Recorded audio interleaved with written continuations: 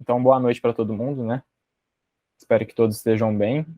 Na semana passada eu não pude participar e a Marlene me passou que vocês pararam na questão 12, né? Para a gente começar na 12ª. É isso mesmo, né, Marleninha? É Perfeito. isso mesmo, Vitor. Tá. Então, alguém quer comentar alguma coisa? Quem participou na semana passada, algo que foi discutido, algo, talvez tenha ficado alguma dúvida? Ou tá tudo certo, a gente já pode começar. Tá muito baixo. Será que tem algum probleminha acontecendo? O meu microfone tá baixo? Está. Olha, o meu estava, mas aí eu saí, entrei outra vez, aí deu certo. É, porque eu tô com o Tenta, microfone tenta aqui. fazer isso. Tenta, sai e entra outra vez. Isso mesmo. Eu também, quando acontece de ficar baixo, eu saio e entro de novo. Tá ótimo, viu, Vitor? Tá muito bom. Beleza, tá ótimo, então. Aí, dona Erce, se você quiser tentar sair e entrar de novo para ver se melhora, porque aqui no microfone tá tudo certo, ele tá conectado, o som tá saindo normal. Então, imagino que talvez não seja por aqui. Mas então, acho que a gente pode começar fazendo a leitura, visto que ninguém quer colocar nenhum ponto. Ô, João, você faz a leitura para nós, por favor?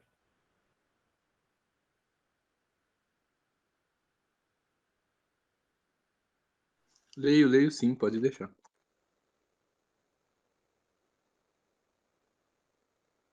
Onde a gente parou mesmo? Desculpa. A 12ª.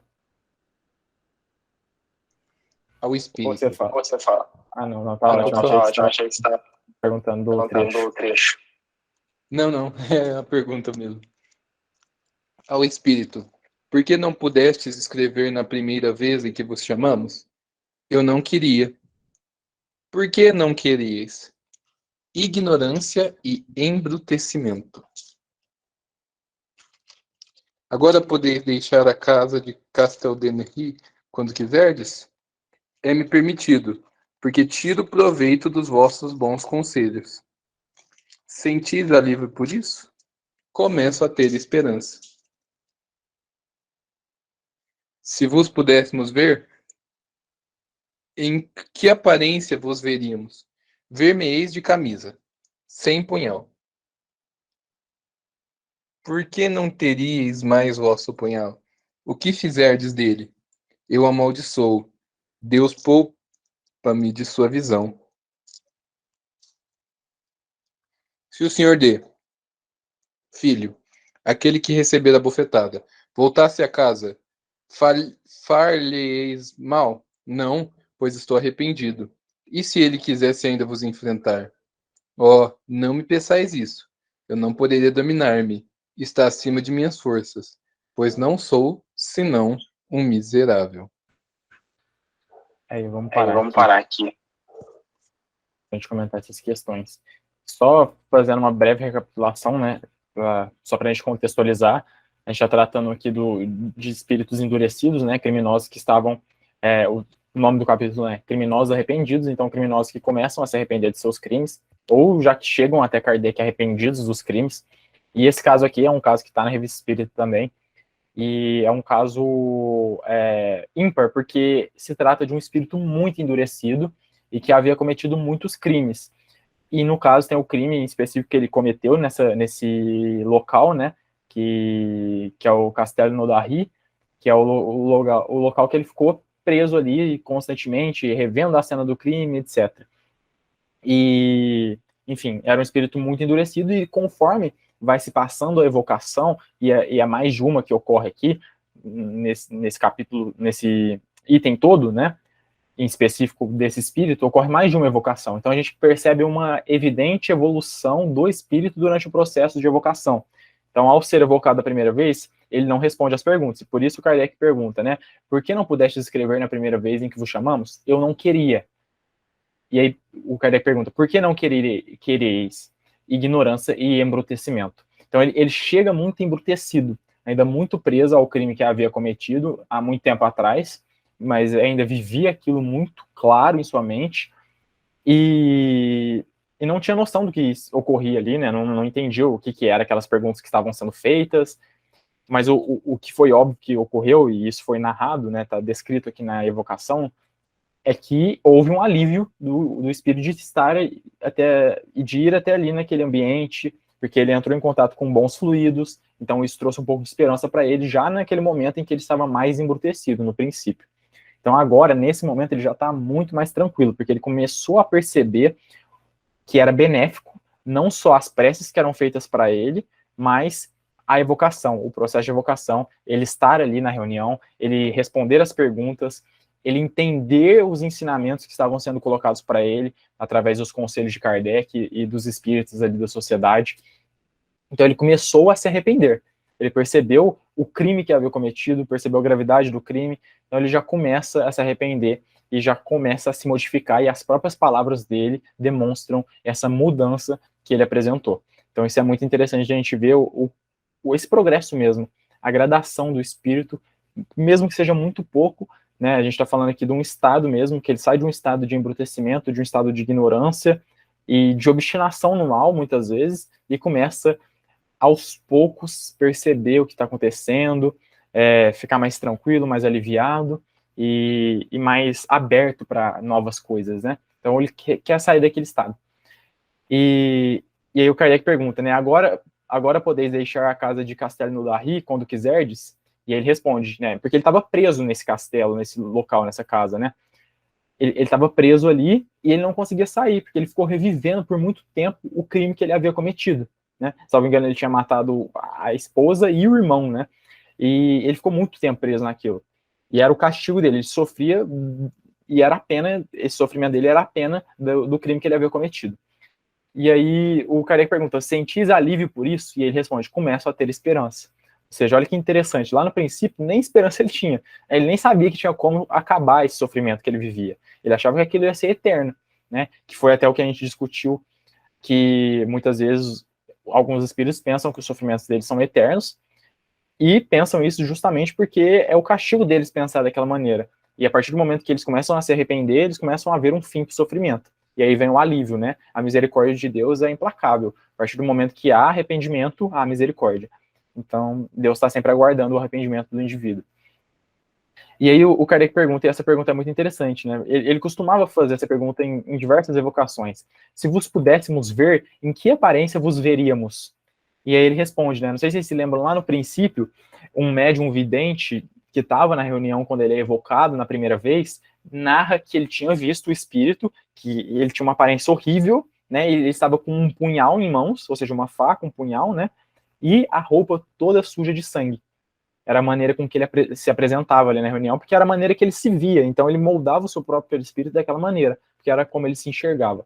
Mas a partir do momento que ele começa a participar das evocações, a ir de bom grado, entende o poder da prece, começa a se curvar perante Deus, no momento que surge arrependimento, ele já começa a se modificar, e isso se apresenta inclusive na forma com a qual ele se enxerga e como ele se mostra, né? Então ele responde, ver-me-eis de camisa, sem punhal. Ele já abandona o punhal, né? Então ele já começa a melhorar até na própria aparência, a forma como ele se enxerga, como ele se apresenta. E aí o Kardec pergunta, né? Não era bobo nem nada, por que não teríeis mais vosso punhal? O que fizestes dele? E ele responde, né? Eu o amaldiçoo, Deus poupa-me de sua visão. Então, é uma evolução, assim, gritante e totalmente perceptível para nós. É muito interessante a gente ver esse processo e como esse processo implica em evolução do espírito. E aí, essa pergunta também é muito astuciosa do Kardec. Se o senhor D, filho, esse senhor D era o filho do dono da casa, né, que era proprietário da casa em que o espírito estava preso ali.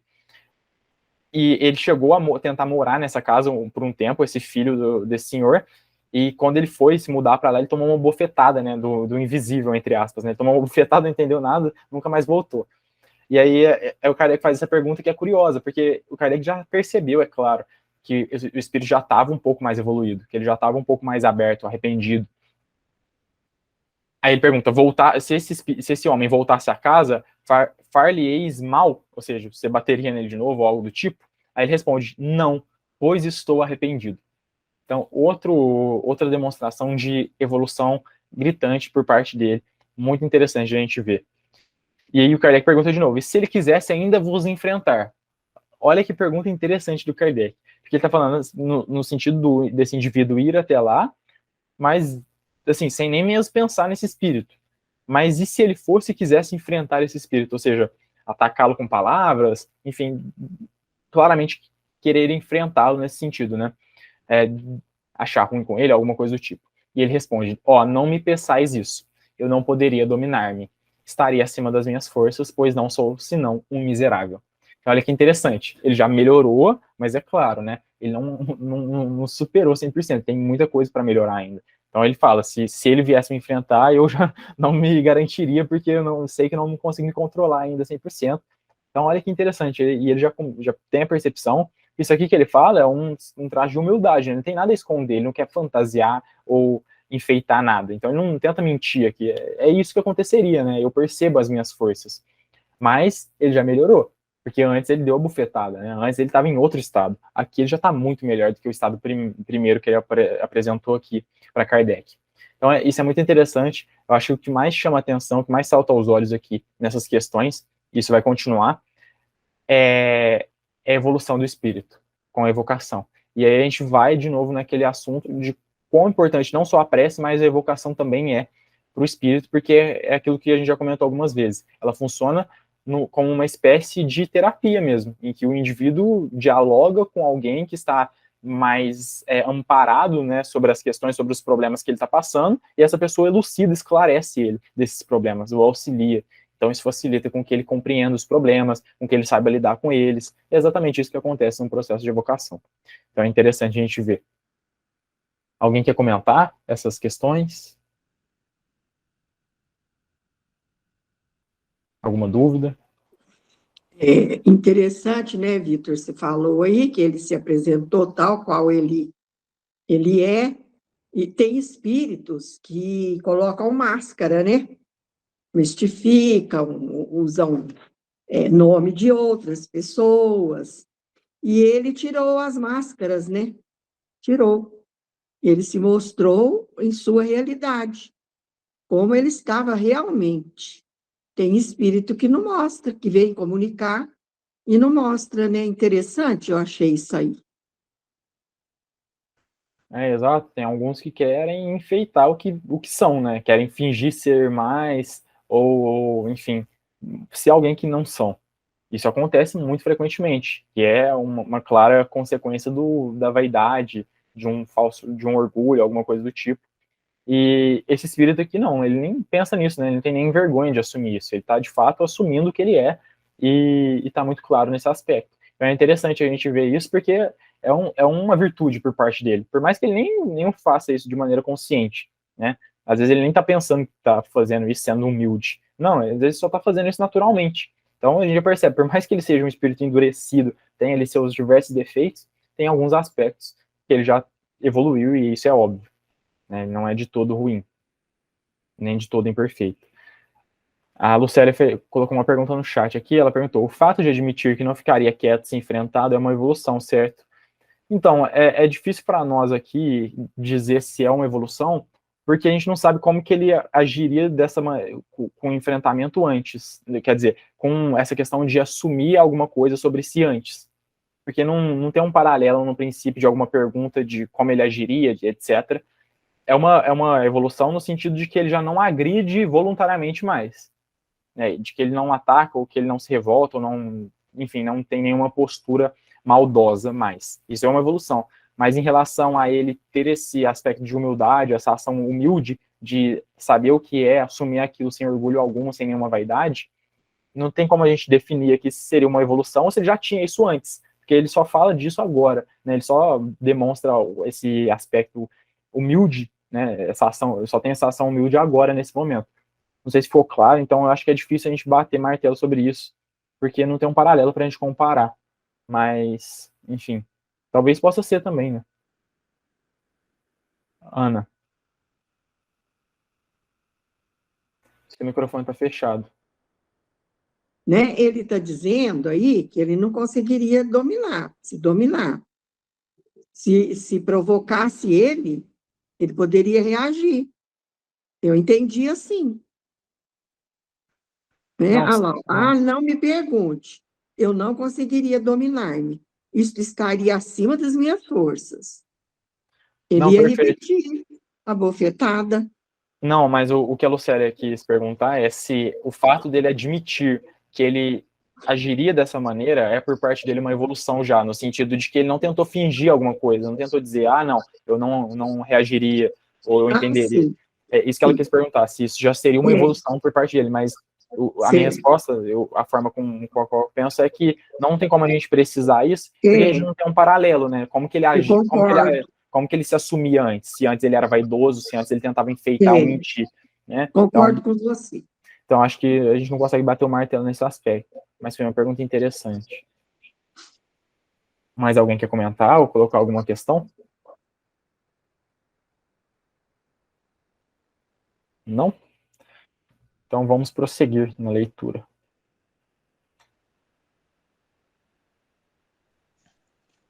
Divisais um termo aos vossos sofrimentos? Ainda não. Contudo, já é muito saber, graças à vossa intercessão, que eles não durarão eternamente.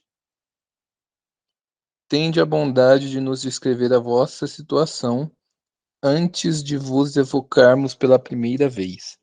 Havíeis de compreender que este pedido tem por fim sabermos como vos podemos ser úteis, e não por mera curiosidade.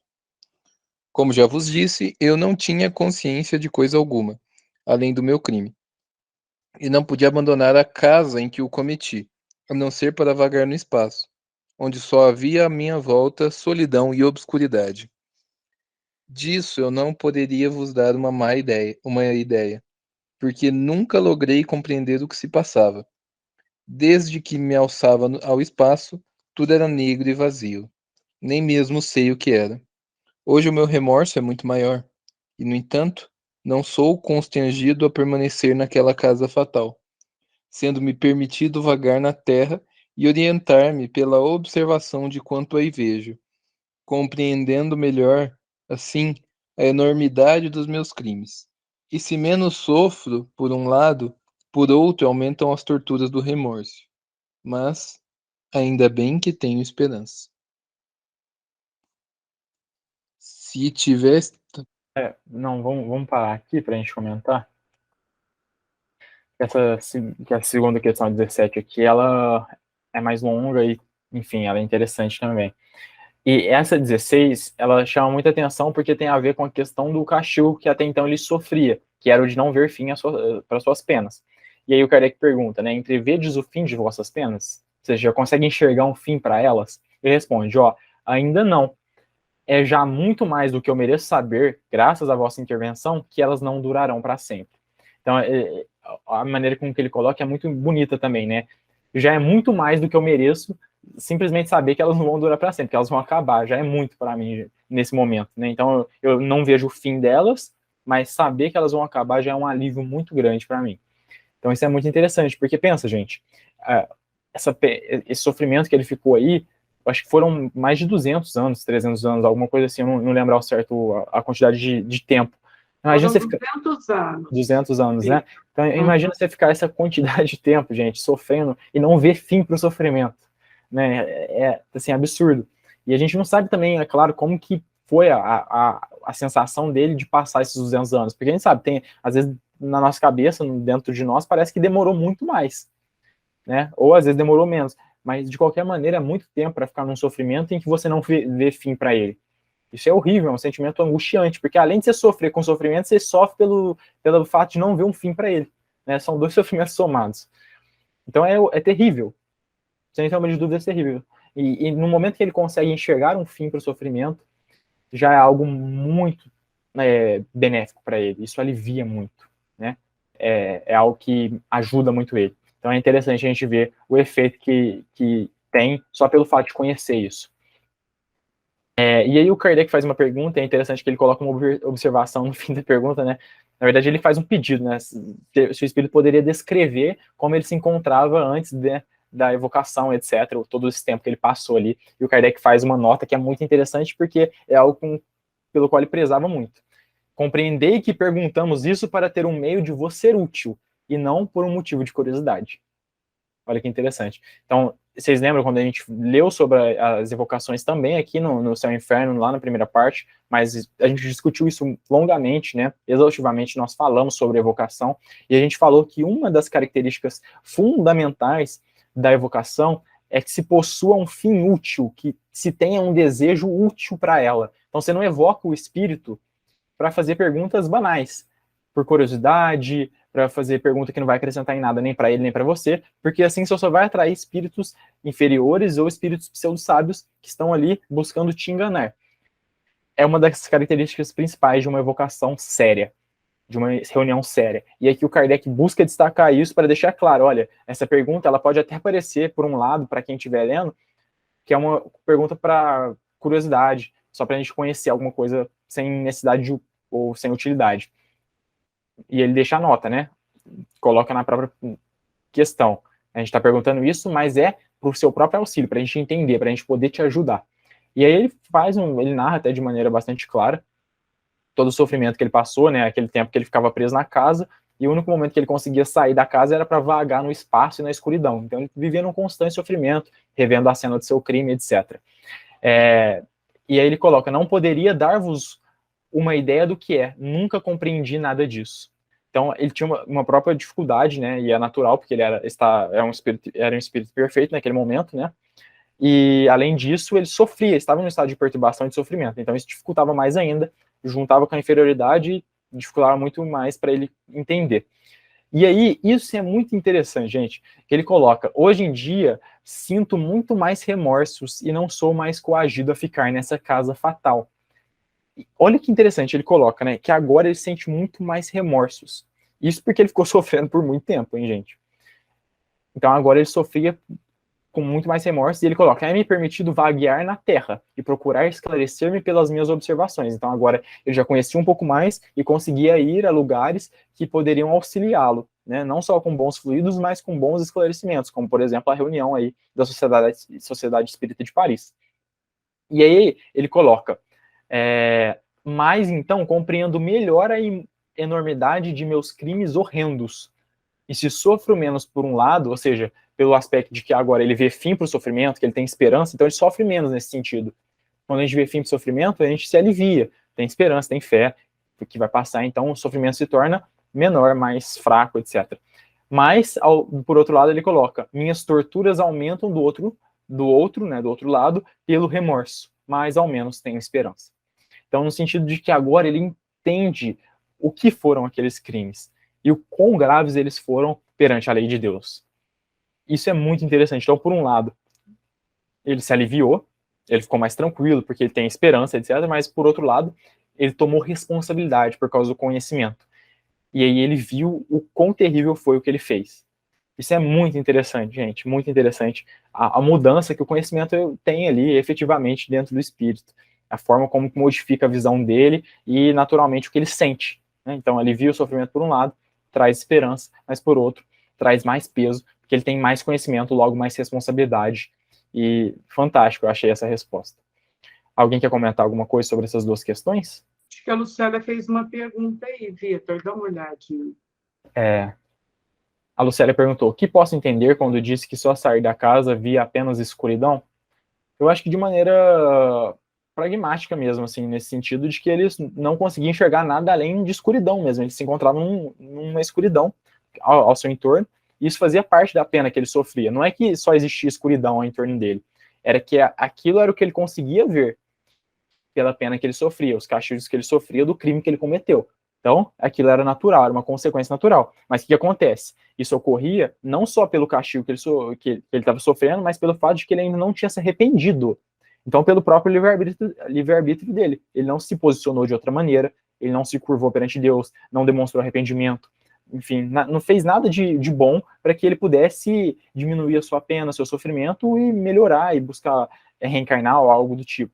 Então, pelo seu próprio livre-arbítrio, ele estava perpetuando aquele sofrimento. Mas a partir do momento em que ele vai até a Sociedade Espírita de Paris, que ele começa a conhecer um pouco mais sobre a lei de Deus, e ele começa a receber os bons fluidos das preces, da reunião, ele começa a se modificar. E aí sim, ele começa a enxergar outras coisas, e agora ele consegue ir a mais lugares, que é o que ele coloca aqui na 17, é-me permitido vaguear na terra, então ele começa a ir a outros lugares, porque ele já começa a evoluir um pouco, então ele começa a sair daquele estado de sofrimento, e naturalmente, né, gente, é algo que os espíritos falam muito, muito para nós, quando se trata dessa questão de penas, de castigos, das expiações, porque elas vão ser variadas para cada um dos espíritos, por mais que os crimes sejam semelhantes ou até iguais, porque isso vai depender da forma com a qual o espírito se porta perante o sofrimento dele, mas principalmente pelo tanto que ele conhece, né?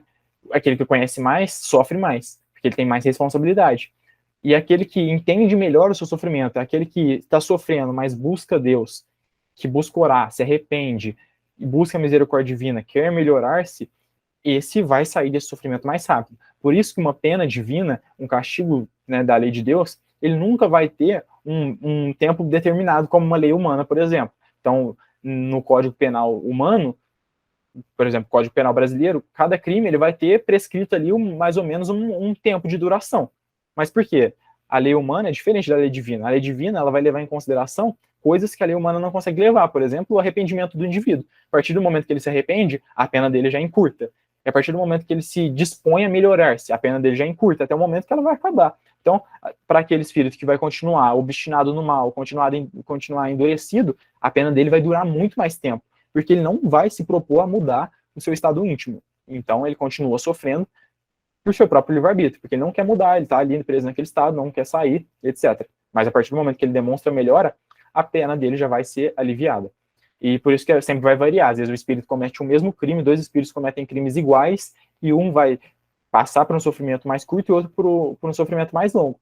Então é interessante a gente perceber essas nuances da lei divina e como ela vai variar para cada tipo de espírito, para cada tipo de crime, etc. Enfim, não sei se ficou respondida a pergunta do Lucélio. Alguém quer comentar? Alguém quer colocar mais alguma questão? A Lucélia colocou que sim, né? Que ficou claro. Se ninguém tem nada a comentar, vamos seguir aqui. Você explicou bem, Vitor. Ficou ótima explicação. Não tenho o que comentar, não. Ótimo. Vamos lá, então, vamos prosseguir.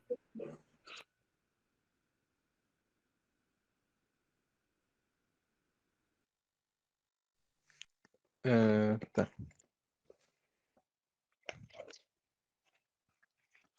Se tivesseis de reencarnar agora, que existência escolheríeis? Ainda não meditei suficientemente sobre isso. Durante o vosso longo insulamento, e quase podemos dizer cativeiro, experimentastes algum remorso? Nenhum. E por isso sofri tão longamente. Só quando senti foi que ele provocou, sem que disso me desse conta, as circunstâncias determinantes da vossa vocação, a qual devo o começo da minha libertação. Obrigado, pois, a vós que tivestes piedade de mim e me esclarecestes. Realmente, temos visto os ávaros sofrerem à vista do ouro, que para eles não passava de verdadeira quimera. Orgulhosos, atormentados pelo ciúme das honrarias prestadas a outros que não eles, homens que dominavam na terra, humilhados pela potência invisível, constrangidos à obediência, em presença de subordinados que não mais se curvavam diante deles. Ateus atônitos pela dúvida, em face da imensidade, no mais absoluto insulamento, sem um ser que os esclareça. No mundo dos espíritos há compensações para todas as virtudes, mas também há penalidades para todas as faltas, de modo que os que escaparam às leis dos homens são atingidos pelas leis de Deus. Devemos ainda notar que as mesmas faltas, embora cometidas em circunstâncias idênticas, são diversamente punidas, conforme o grau de adiantamento intelectual do espírito que as cometeu. Aos espíritos mais atrasados, de natureza mais grosseira, tal como este de que acabamos de tratar, são infligidos castigos de alguma sorte, mais materiais que morais, ao passo que se dá exatamente o contrário, para com aqueles cuja inteligência e sensibilidade estejam mais desenvolvidas. Aos primeiros impõe-se o castigo apropriado à rudeza do seu discernimento, para compreenderem o erro e dele se libertarem. É assim que a vergonha, por exemplo, causando pouca ou nenhuma impressão sobre eles, será intolerável para os outros. Neste Código Penal divino, a sabedoria, a bondade e a previdência de Deus para com as suas criaturas revelam-se até nas mínimas particularidades. Tudo é proporcionado e combinado com admirável solicitude para facilitar aos culpados os meios de reabilitação. São levadas em consideração as mínimas aspirações da alma. Pelos dogmas das penas eternas, ao contrário, no inferno são confundidos os grandes, os pequenos e os pequenos criminosos, os culpados de momento e os reincidentes obstinados, os endurecidos e os arrependidos. Tudo é calculado para os manter no fundo do abismo. Não se lhes oferece nenhuma tábua de salvação. Uma única falta pode precipitar-lhes para sempre nesse abismo, não lhes sendo de nenhum proveito qualquer benefício que hajam feito. De que lado, pois, se encontra a verdadeira justiça, a verdadeira bondade? Esta evocação... Vamos parar aqui só para comentar, e daí a gente continua. Eu acho importante a gente comentar esses aspectos, até que a gente acabou de falar sobre o sentido das penas serem variadas, né, e a cada tipo de espírito, enfim, porque vai influenciar muito. Aqui o Kardec pergunta, né, sobre uma questão da existência corporal, qual que seria a condição que ele reencarnaria, etc.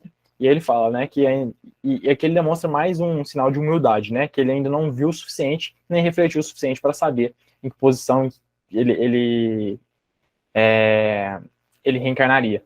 Enfim, muito interessante essa demonstração. A gente já percebe, por mais que ele demonstre, evidentemente, muitos sinais de vícios morais, né, de aspectos ainda inferiores, o que é natural, de um espírito na condição em que ele se encontrava, ele já demonstra também alguns aspectos de virtude. Aqui, no caso, a humildade foi um que a gente já destacou aqui algumas vezes. E aí, isso aqui é muito interessante, porque vai ao encontro do que a gente tinha acabado de comentar, que é a questão do remorso, porque ele não tinha tido nenhum tipo de remorso enquanto ele passou aqueles 200 anos de sofrimento, gente. E por isso, que foi o que eu acabei de falar, esse sofrimento foi perpetuado. Ele continuou a sofrer por muito mais tempo. Porque se ele tivesse se arrependido lá no começo, ele não teria vivido esse tempo todo de sofrimento. Esse sofrimento teria sido aliviado e ele estaria em uma condição muito melhor. E aí ele coloca, isso é muito bonito, né? Obrigado, portanto, a vós que tivesses compaixão de mim e me esclarecestes. Isso é muito bonito, porque demonstra que foi exatamente a evocação que fez, não só a evocação, mas as preces que fizeram com que ele pudesse ter uma postura distinta e, consequentemente, pudesse sair daquele estado de sofrimento tão grande rumo a algo melhor, né? Começou a se aliviar e a se melhorar. Então, isso é muito bonito. E aí o Kardec começa uma observação que é sempre muito importante, porque ele, né, além de ter uma escrita excelente, ele coloca pontos filosóficos, né, muito interessantes para a gente refletir aqui e pensar sobre esse caso, mas não só do caso, como o que a gente está fazendo aqui também, de pensar na lei de Deus e como ela está se aplicando aqui nesse caso em específico. E aí a primeira coisa que ele destaca é que a gente viu, por muitos casos que a gente está estudando aqui, cada tipo de espírito sofrer pelo tipo de falta que ele tinha tido. E aqui não era diferente. Então ele narra aqui, dá diversos exemplos, mas o que eu achei mais interessante, que é algo que a gente vem discutindo bastante também, é que ele coloca, no mundo dos espíritos, se há alegrias para todas as virtudes, há apenas para todas as faltas. Então não há pena sem falta, nem virtude sem alegria, gente. Tudo de bom que a gente faz terão boas consequências, e tudo de ruim que a gente faz terão castigos. E assim, a lei de Deus, né, ela funciona dessa maneira, e ela não deixa de aplacar ninguém, ela sempre vai abarcar todos, né, em todos os aspectos, os bons e os maus. E aí ele coloca que aquilo que a lei do homem não atinge, a lei de Deus sempre vai atingir. E aqui é algo, né, eu até nem vou me deter muito nisso, porque eu acabei de falar sobre isso, né, que cada espírito vai ter um tipo de sofrimento, por mais que o crime seja igual ou semelhante. porque vai depender do grau de avanço intelectual, que é o que ele coloca aqui, e da forma com a qual ele lida com o sofrimento, porque se ele se arrepende prontamente, ele vai sofrer menos tempo. No entanto, se ele continua obstinado no mal, se ele não se modifica, se ele não se arrepende, ele vai sofrer por muito mais tempo, né? E aí, algo que ele coloca, que foi uma coisa que a gente não falou, é que cada tipo de castigo é apropriado à natureza do espírito. Então, alguns espíritos mais endurecidos, eles precisam de castigos mais materiais, como é o exemplo desse aqui, que ele se encontrava na mesma situação. Então, eram coisas físicas, né? A casa que ele estava era algo material. Ele se encontrava ali. Tudo que ele via eram os fluidos se repetindo ali a cena que ele viveu, do crime que ele cometeu. Então, eram penas, materiais que ele estava sofrendo, e isso devido à rudeza, que é o que ele coloca, a dureza do espírito. Isso é muito interessante. Então, quando ele ia ao espaço e só conseguia ver escuridão, isso era uma pena material da qual ele estava sofrendo devido à sua natureza espiritual. Então, para espíritos que já são um pouco mais evoluídos, que são mais sensíveis, eles sofrem mais penas morais do que materiais. Isso é muito interessante também. Foi algo que a gente não tinha comentado. Então, vai variar também o tipo de pena nesse aspecto. E aqui ele coloca, né, que na lei de Deus, a sabedoria, a bondade e a previdência com as criaturas são revelados nas menores coisas, que é aquilo que a gente falou, né, gente? Isso é muito bonito, porque na menor faísca de arrependimento do indivíduo vai abundar a misericórdia de Deus. Então, Deus sempre vai ter cuidado com aqueles que se arrependem. Deus está sempre disposto, esperando com que a gente se disponha a enxergá-lo, a ouvi-lo, né, nos erros com que a gente se arrependa, que a gente busque melhorar. Ele está ansiosamente esperando com que a gente se prontifique para o bem. Então, isso é muito interessante, porque tudo isso é proporcional, que é o que ele coloca aqui para nós. E aí, o Kardec traz uma reflexão, né, no final desse terceiro parágrafo aqui, dessa observação dele. O que será que é mais justo, né? O que será que é mais bondoso? As penas eternas, que, por exemplo, existe no catolicismo ou em outras religiões cristãs, ou seja, o espírito passa por um sofrimento eterno, ele comete um crime e sofre eternamente por aquele crime, ou o espírito que erra sofre, mas que o seu sofrimento tem termo, ele acabará e ele terá uma forma de se modificar, ele poderá mostrar novas coisas, ele poderá melhorar-se, enfim, ele poderá mudar o rumo da sua vida. Então isso é muito interessante. Kardec coloca um paralelo, né? O que será que combina mais com a justiça de Deus? Um sofrimento eterno, condena um indivíduo para sempre, né? Todo mundo é condenado para o inferno, todo mundo que peca, ou um sofrimento que vai ser proporcional ao tipo de pena, proporcional ao tipo de espírito, ao tipo de conhecimento que ele tem, e não é eterno. Ele durará conforme for preciso para que o espírito aprenda. E esse tempo vai ser determinado pelo próprio espírito. O momento em que ele se arrependeu, o momento que ele demonstra remorso, arrependimento, a pena dele já se alivia e aos poucos ela vai acabando. Então é interessante essa reflexão que o Kardec faz. Alguém quer comentar alguma coisa sobre essa observação, sobre as perguntas também? É uma observação muito interessante. É interessante, assim, que eu acho que não é Deus, né, que está atribuindo, é a própria consciência, porque se eu fujo das leis, se eu não cumpro as leis, naturalmente eu estou infringindo para mim uma pena, né? Sou eu mesma.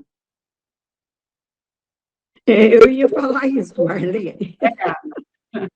Então, eu ia falar isso mesmo que você acabou de falar. Desse jeitinho mesmo, porque você lendo assim à primeira vista, dá a impressão que tem um Deus que pune, né, que está ali para castigar, e não é bem assim. A gente vê que é a cada um segundo suas obras, né? Então, cada um, é a própria consciência que vai acusar, que vai ser o juiz, que vai julgar, se julgar, né? Não tem ninguém para julgar lá, não, para te dar as penas e os castigos ou as recompensas. Elas vêm de acordo com o merecimento de cada um, de acordo com aquilo que cada um fez. E aqui eu achei interessante que fala fala assim, ó, além disso, nota-se que as mesmas faltas, embora cometidas em condições idênticas, são punidas com castigos por vezes diferentes, que é aquilo que o Vitor explicou muito bem, né? Conforme o grau de adiantamento intelectual do espírito. Então, se o espírito tem mais conhecimento, ele é mais responsável pelos seus atos, porque ele conhece e pratica.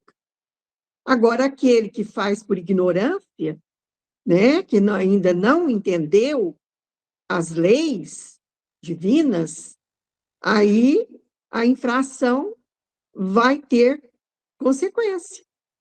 A própria a punição, vamos dizer assim, entre aspas, está na própria infração. E ela vem de acordo com o entendimento, o conhecimento de cada um. Quanto mais a pessoa conhece, mais responsável ela é pelos seus atos, pelos seus comportamentos, né? Então, se eu conheço as leis divinas, se eu entendo bem quais são elas, por isso que eu acho o espiritismo assim. Tem gente que fala, porque todas as é fato, todas as religiões levam a Deus. Mas a que explica para a gente, assim, com lógica, é o espiritismo, gente, não tem outra. Eu já estudei várias religiões, assim, superficialmente, não aprofundei. Lógico que eu não aprofundei nem no espiritismo, mas basta dar esse olhar raso, superficial, para entender, gente, que a nossa religião, ela é especial. Ela é muito especial. Ela explica tudo. Olha aí essas comunicações, né? Que exemplos que elas têm trazido para nós durante esse estudo. Quanto esclarecimento. Não, é muito bonito. Eu falo, eu puxo o saco mesmo do espiritismo. Eu acho que não tem uma doutrina mais racional e que toque mais ao nosso sentimento do que o espiritismo. Não tem. E não adianta falar que Kardec está ultrapassado, que ele escreveu, era lá para o século XIX. Não tem nada disso, gente. Não sei onde que esse povo acha isso, sinceramente. Eu ando indignada com certas pessoas que estão querendo falar que Kardec está ultrapassado, que o que ele falou era lá do século XIX, que não faz mais sentido hoje, precisa mudar, então eu vou evocar o espírito do fulano, evoquei, ele veio, comunicou e falou que aquilo lá que o Kardec escreveu era para o século XIX, que hoje os espíritos já não pensam mais assim. Gente, eu acho que isso é querer reformar o espiritismo. Eu acho muita pretensão, muito orgulho da pessoa. E eu vi um vídeo de uma pessoa essa semana, depois eu procurei ele para mergulhar ali bem fundo, mas eu não achei mais. Porque parece-me que já tem uns 2 anos. Uma pessoa até querida minha veio com essa prosa. Eu falei, gente do céu, é muito orgulho, sabe? Eu não quero julgar ninguém, não. Mas querer modificar isso aqui, eu acho que é muita pretensão da pessoa. Vocês me desculpem aí o desabafo, tá? Mas está acontecendo isso. Está acontecendo isso. Eu não sei, às vezes vocês não concordam comigo, mas eu penso assim. Eu também penso, mas eu não tenho visto isso, não. Ainda bem. Devo estar E por você sabe quem que eu estou falando que é, Marlene? É nossa amiga, ela é nossa amiga. Mas ela é kardecista até no... Não é? Não sei não, viu? Eu estou tendo minhas dúvidas. É, mas para mim é novidade. Uma coisa dessa. Isso é um perigo.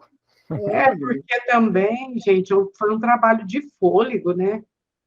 Um trabalho, como diz... Aproveitando esse trechinho, o que eu acho assim muito esquisito é a Santa Maria, Mãe de Deus. Eu acho que não é mãe de Deus, ela é mãe de Jesus, não é?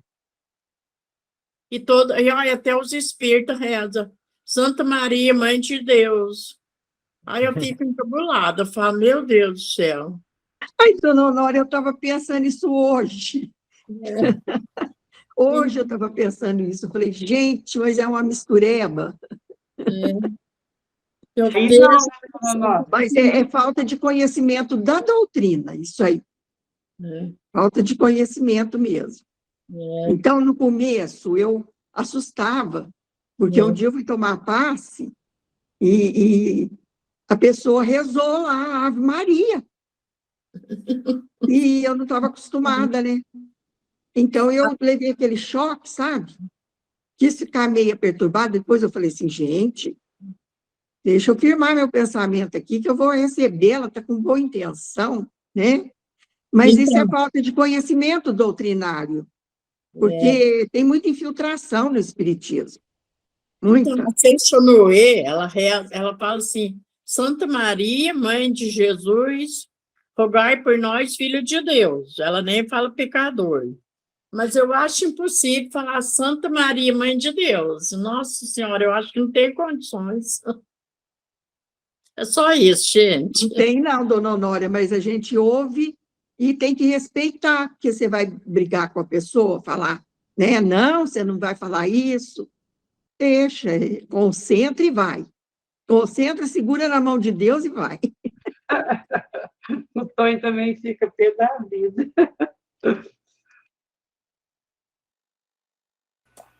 Perfeito, então, gente. Eu acho que a gente pode parar por aqui, porque tem mais 3 parágrafos aqui, e se a gente fosse discutir, lê-los agora e discuti-los agora, ficaria muito pouco tempo, e não tem pressa também. Aqui está terminando a observação de Kardec, o final também é tão interessante quanto o resto, e acho que a gente pode finalizar por aqui. Alguém quer fazer mais algum comentário? Colocar alguma questão?